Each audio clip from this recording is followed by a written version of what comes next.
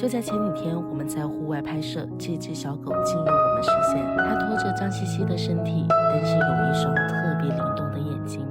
它就一直陪在我们身边，从白天到晚上一直没有离开。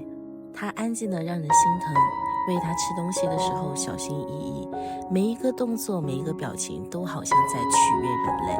我们完成工作准备打道回府，我脑子里面出现了2个选择，要么把它带上，要么让它继续流浪。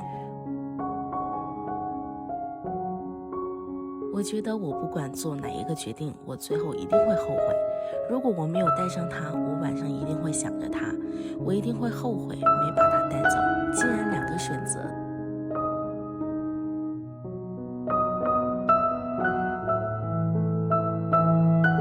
随后我把它送到了宠物医院，医生对它进行简单的救治。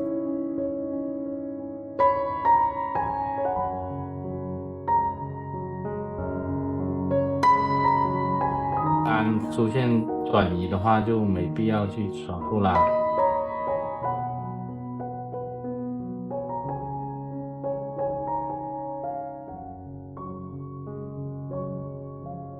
你手术它可能反而不好，你不手术它还能开开心心活比较长呢。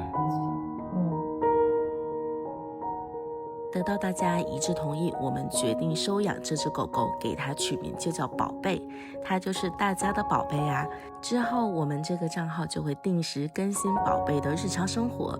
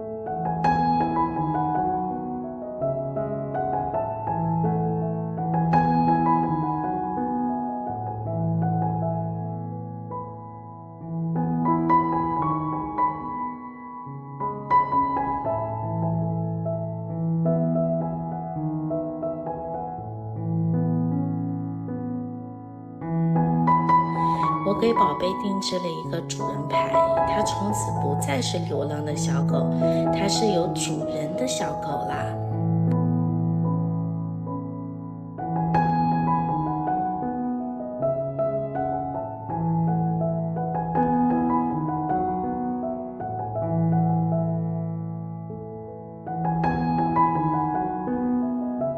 宝贝，过来。宝贝，宝贝，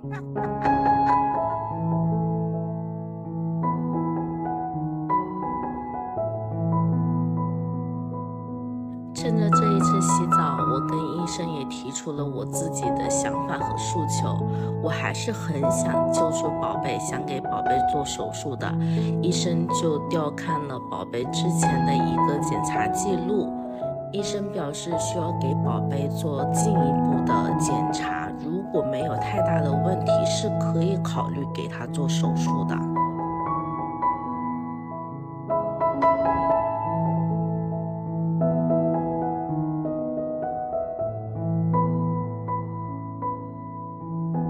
从医生那里得知，给宝贝做手术的时候，宝贝出现了呼吸骤停，在鬼门关走了一圈，成功把他抢救回来的。